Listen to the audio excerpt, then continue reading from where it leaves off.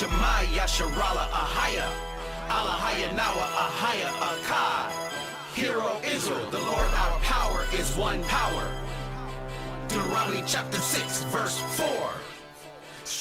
Shalom, family.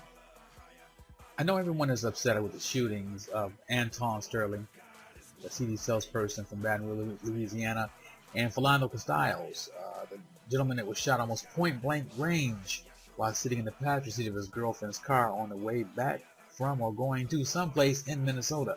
And of course, what really caught my attention was the false flag event that happened in Dallas, Texas, where 13 officers were shot by what started out to be 5 armed men taken down to 1 armed man. It was supposed to be 1 black sergeant whom they blew up. So there's no evidence that he even existed, but miraculously they discovered a wallet with his ID in it. So, there that is. When I say false flag, I don't mean that the event did not happen. What I mean is that the government and politics has a way of taking an event and twisting it to suit their agenda. In this case, I believe that the situation was choreographed. They knew they were creating the event, and they took advantage at every turn possible to bring it to fruition. Yeah, a few officers lost their lives, but that's nothing compared to the 3,000 that lost their lives during the 9/11 bombing, and that was clearly orchestrated. They're showing you exactly what you need to see to cause you to react. You're seeing the tree and the forest that they want you to see.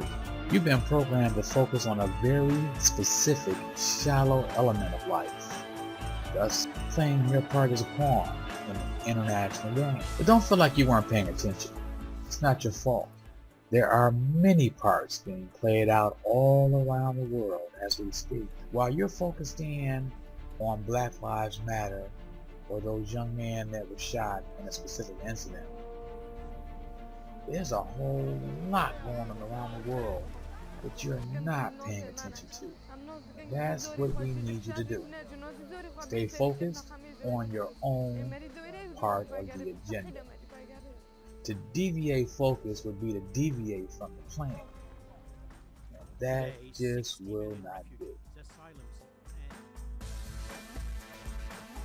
There is an agenda being played out right now on a scale so large you could never conceive its full depths and breadths.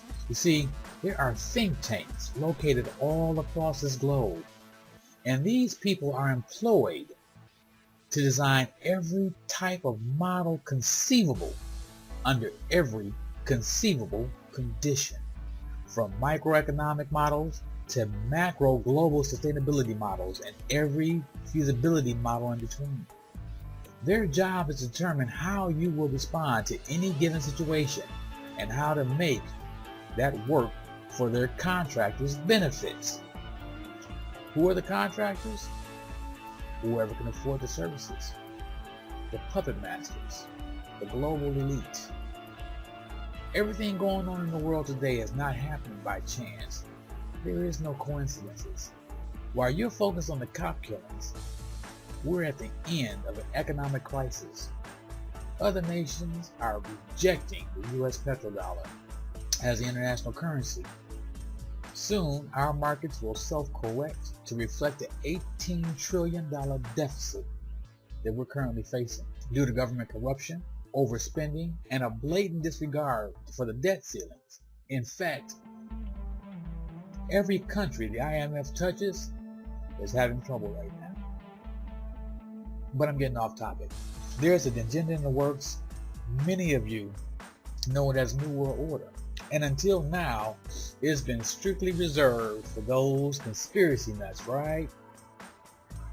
Not anymore. We have before us the opportunity to forge for ourselves and for future generations a new world order. A world where the rule of law, not the law of the jungle, governs the conduct of nations. When we are successful, and we will be, we have a real chance at this new world order, an order in which a credible United Nations can use its peacekeeping role to fulfill the promise and vision of the UN's founders. There's a need for a new world order, but it has different characteristics in different parts of the world. The affirmative task we have now is to actually create a new world order. A world in which there is the very real prospect of a new world order. It's about the future of Europe and a new world order. After 1989, President Bush said, and it's a phrase that I often use myself, that we needed a new world order.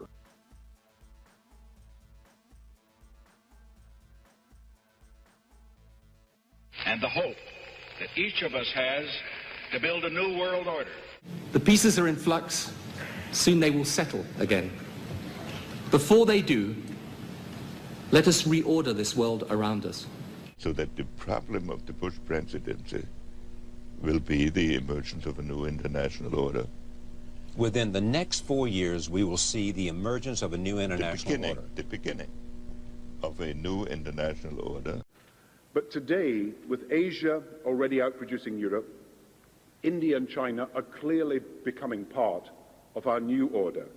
So, in conclusion, ladies and gentlemen, a new world is emerging. It is a new world order with significantly different and radically new challenges. I think its task will be to develop an overall strategy for America in this period when really a new world order can be created. It's a great opportunity. It isn't just a crisis. That this crisis, in the way that has developed, will require some kind of a world governance. Good evening, everybody. President Obama and British Prime Minister Gordon today calling for a new world order to tackle our global economic crisis. And the president outlined his vision of a new world order in which the U.S. would participate fully. We've got to give them a stake in creating the kind of world order that I think all of us would like to see. So I see a world order in the future with a multipolar world order. I think a new world order is emerging, and with it the foundations of a new and progressive era of international cooperation. We have resolved that from today we will together manage the process of globalization to secure responsibility from all and fairness to all. And one of the ways that will drive the change is through global governance and global agreements. But in a globalized economy, we are going to have to take global responsibilities, and there is going to have to be some semblance of global governance. Never before has a new world order had to be assembled from so many different perceptions or on so global a scale. Nor has any previous order had to combine the attributes of the historic balance of power system with global democratic opinion and the exploding technology of the contemporary period. There also exists an extraordinary opportunity to form for the first time in history a truly global society. Well, during the conflict with Saddam Hussein, which he handled so superbly in a short-term sense, but he kept talking about a new world order. And then President Bush, at the end of that war, promised he would give 4 graduation addresses, 4 commencement addresses, describing that new world order and what America's role was going to be in it. It turned out he gave one of those addresses and canceled the other 3 and talked about something else. That's because they weren't ready yet. That in fact we're all going to have to give up a little bit of our sovereignty in order to make the world work. And I strongly believe India will be a central actor in the new world order. And this present window of opportunity during which a truly peaceful and interdependent world order might be built will not be here for too long. Already there are powerful forces at work that threaten to destroy all of our hopes and efforts to erect an enduring structure of global cooperation. Are you optimistic a global system can happen from what we've heard so far? It could happen, and in fact it's in the works. The last character in that video clip was George Soros, and we're going to get right back with him because I believe that he is one of the main components in the disintegration of America right now. So I'll get back to him. When did we first notice the New World Order agenda creeping up on us? Now, it's been going on forever, okay, but I would suggest that the Rothschilds came into play mid to late 1800s, and they've just been breaking ground ever since. Now, you have to keep in mind that this is the devil's domain. The devil is the ruler of this land, of this earth. And he doesn't have a problem telling you he can give and take from any nation and give to any nation that he wants to. He will make you the ruler over all the nations if you only bow down to him. Well, for me, I first noticed the conflict creeping up in the Middle East. The chaos caught my attention. And then the world markets began to collapse. In the beginning of the Disarming of America campaign, through signs of domestic terrorism. Then there was the Jade Helm projects, the Walmart closings, and a deadly virus breaks out. In between all of that, Negroes were still being falsely detained or killed by law enforcement because it was the only way to catch our attention. You see, as Negroes, we didn't really care about the other things happening around the world. We're used to not having. We're used to stores closing, schools closing. Heck, we fight the war on drugs in most of our neighborhoods every day. So this was nothing new to us. The element of the model that we're going in right now is the controlled chaos factor. And right now, the group responsible for the controlling of the Negro is the Black Lives Matter. Under the control, here we go again, George Soros. So let's find out a little bit about who this Soros character is. My understanding is that you went out with this protector of yours who swore that you were his adopted godson. Yes, yes. Went out, in fact, and helped in the confiscation of property from the Jews. Yes, that's right, yes. I mean, that sounds like an experience that would send lots of people to the psychiatric couch for many, many years. Was it difficult? Not at all. Not at all. After being psychologically prepared through his collaboration with the Nazis, George Soros naturally traveled to England in 1947 to seek further training at the London School of Economics. There he became the protege of radical positivist Karl Popper, who influenced Soros' latter project, the Open Society Institute, which coincided with Popper's imperial view that empires have the absolute right to launch wars against the so-called uncivilized Third World to establish peace. To no surprise, after his civilized training in London, Soros was soon to become the Anglo-Dutch oligarchy's most devoted monkey. According to former associates, George Soros was given his startup money to launch the offshore quantum fund NV by none other than Baron Edmund de Rothschild's right-hand man, George Karlweis. With funds of this type, Soros would conduct financial warfare through derivatives and currency speculation. His first major mission was plotted on June 2, 1992, when representatives of Soros, along with other Anglo-Dutch financial predators, met on Her Majesty Queen Elizabeth II's yacht de Britannia, while in the presence of the Queen herself. The task was to rip apart Europe's financial structure to maintain stable exchange rates, then known as the European Rate Mechanism, and replace it with the Maastricht Treaty, which established the euro as the single European currency, hence putting full financial authority in the hands of one central bank controlled by the Anglo-Dutch financial establishment. So now you have a little history into who or where George Soros came from. He was a converted Jew living in Germany, and he helped to take away the Jews' things from them. He passed himself off as a Christian to get out of being persecuted, and then he went on to England, where he went to school. Did you notice the school he went to had the red borders and the white borders with the red upside down cross in it. If you didn't, rewind a little bit and look at that school emblem. It's wicked. Anyway, so that's who George Soros was. Now let's tie him into the Rothschilds. George Soros funded by the House of Rothschild, and this article is from May 2nd, 2011 by Joe Wolverton II on the New American. Do you remember last week when we were talking about George Soros and taking his investments and basically cashing out of the stock market for the most part and buying into gold? Well, now we're going to show you another globalist minion, or I guess globalist leader out there, Lord Jacob Rothschild.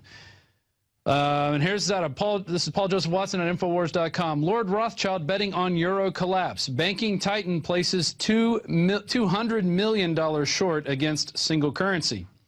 If the actions of Lord Jacob Rothschild are anything to go by, the long-predicted collapse of the euro may not be far away, with the banking titan placing a $200 million bet against the troubled currency.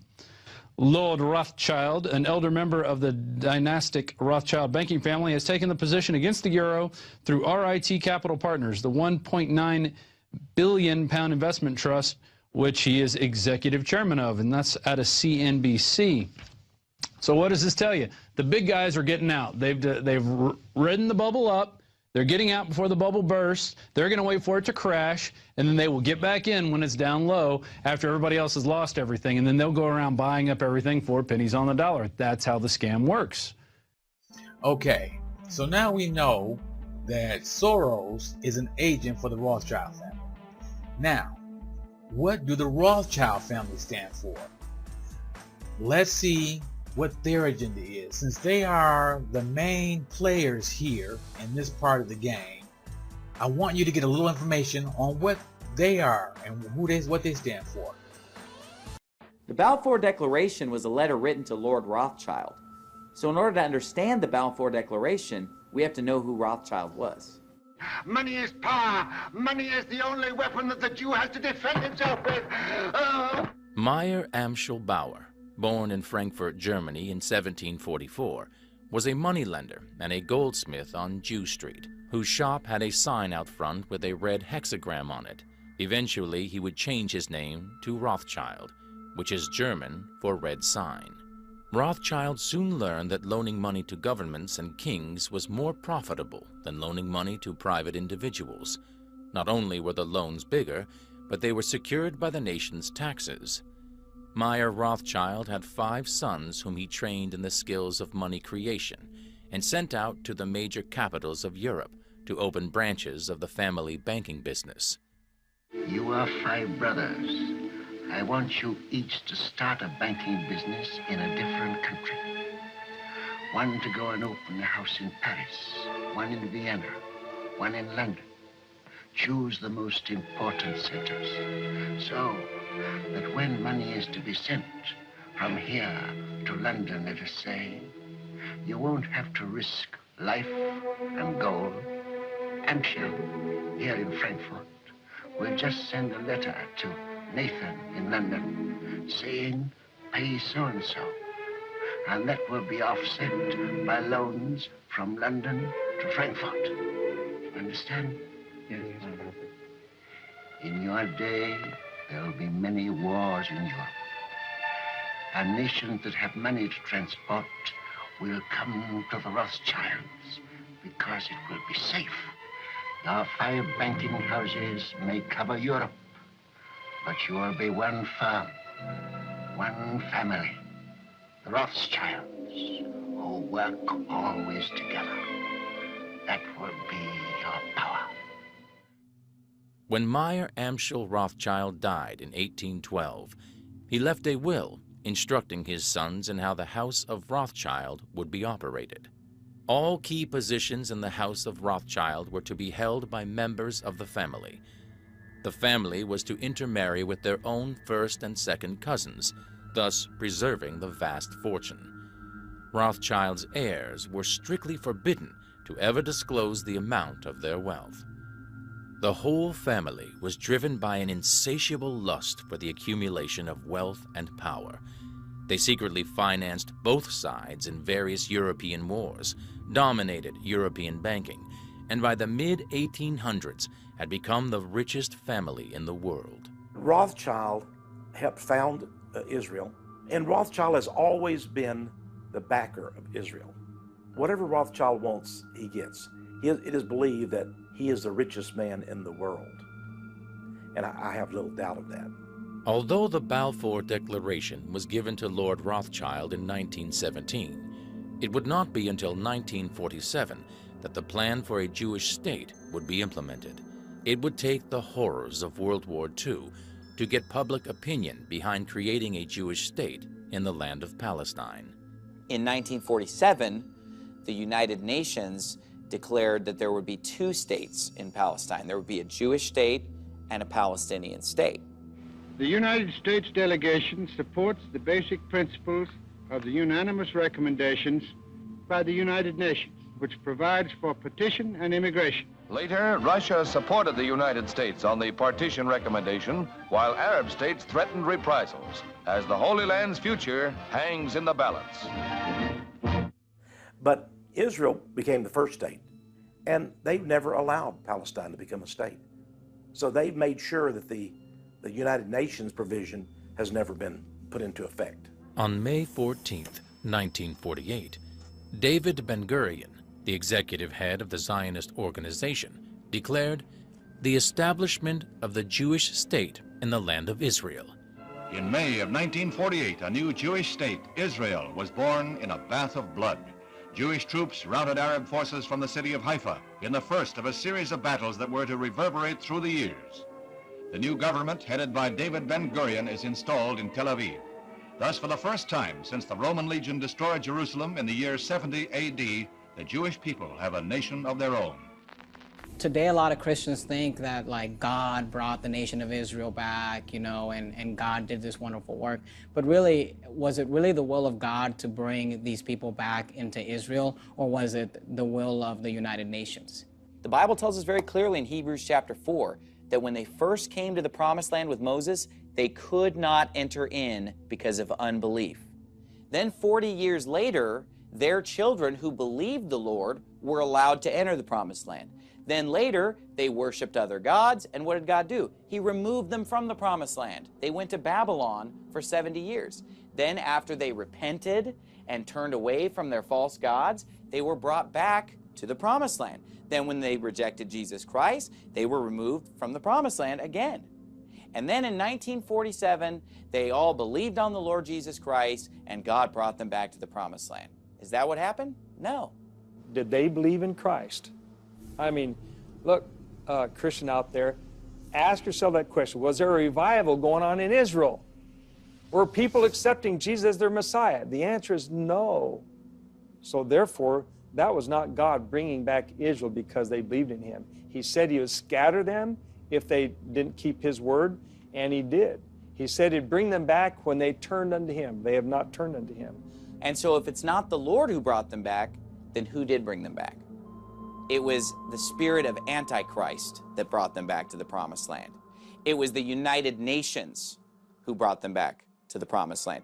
Thus history was made as the Jewish state of Israel was born. Conceived in strife and weaned on violence, Israel has flourished to become a constructive voice in world affairs. Her flag became a symbol of hope in a troubled world.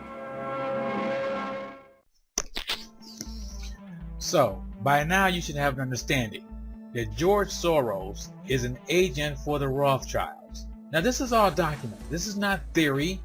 There's paperwork all over the place that can trace this stuff. But we become so docile. We become so complacent, so me-oriented that we don't see past our own house, let alone our own neighborhood, our own state, our own country. So we have a very, very limited view of the world. But now that you understand that Soros works for the Rothschilds are the original Zionist Jews.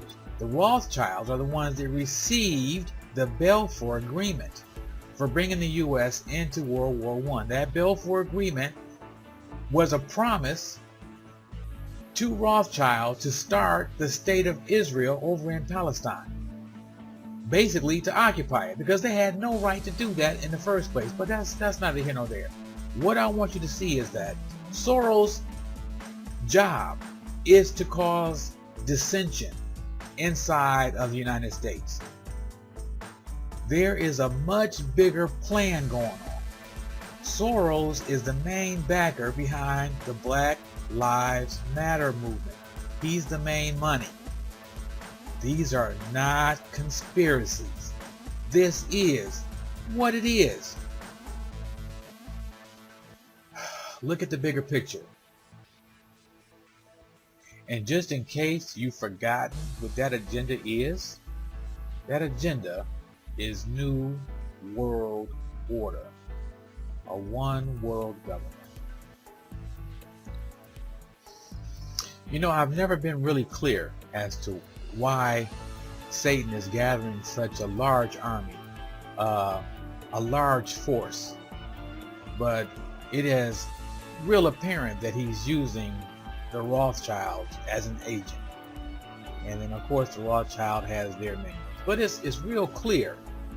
The Rothschilds have already established Israel inside of Palestine, which is a fake Israel because the Most High did not establish the Israel. The Rothschilds did. They're trying to take all the lands that were part of the original Israel. That's why it's called the Zionist movement. That's why there's so much turmoil in the Middle East. They destabilize, corrupt, take it down to its lowest dollar value, and then purchase it all, even the lands. And that's their agenda, to reestablish Zion, to complete a new world order. Now, we're going to react because that's who we are. Especially being over here in the Americas, chances are there are a lot of the tribe of Judah here in the United States. Of course, you know, the other 12 tribes, the other 11 tribes are also here too, but Judah is supposed to be the most prominent in the U.S. because of the slave trades. But not getting too far off track, we're going to react. We can either react the way they expect us to, with the violence that's going to ensure the martial law, or we can come together and call on the name of our Father, who will no doubt win this battle for us.